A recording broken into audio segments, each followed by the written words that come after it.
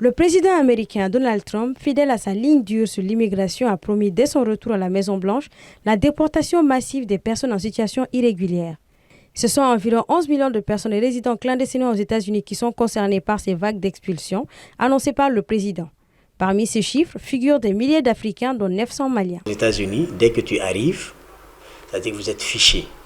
Si vous êtes un migrant sans papier, c'est noté. Si vous êtes légal, c'est noté. Si vous êtes illégal, c'est noté. Donc maintenant, peut-être que c'est que le décret de Trump peut certainement exacerber ou donner l'ordre à ce que tous ceux-là qui sont illégalement arrivés aux États-Unis puissent être expulsés. Ça, c'est une réalité. Ce qu'il faut préciser, c'est que ces 900 dont on parle, ce n'est pas comme ce qui se passe en Algérie, au Maroc ou ailleurs, où c'est des gens qui sont dans des camps stockés et un beau jour, on va les prendre et les expulser.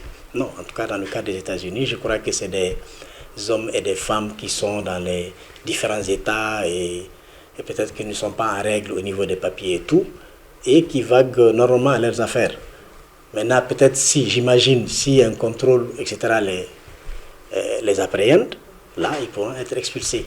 Et là, c'est dans des conditions définies par les États-Unis. D'ores et déjà, 5 Maliens ont été rapatriés des États-Unis le mercredi 26 février par un vol charté. Ces personnes étaient en situation d'irrégularité bien avant l'arrivée du président Trump avec des antécédents juridiques.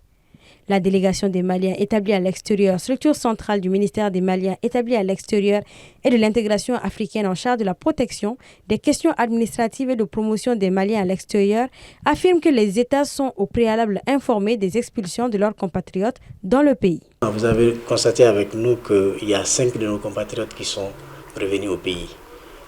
Mais je dirais que ça, c'est quelque chose qui date bien avant M. Trump. Et qu'ils ne sont pas les seuls. Il y a aussi des Sénégalais. C'est les États-Unis qui ont décidé de rapatrier ces gens-là pour des raisons qui leur sont propres.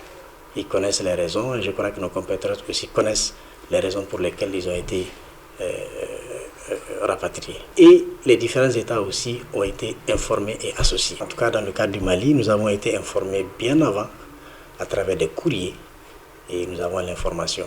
Depuis début février, ce sont 278 Maliens qui ont été rapatriés volontairement du Maroc, 295 du Niger, dont des femmes et des enfants, tous à bord de vols chartés.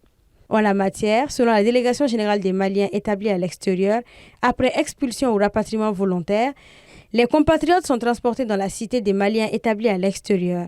Ils sont par la suite financés à travers les projets de réintégration qu'ils vont présenter.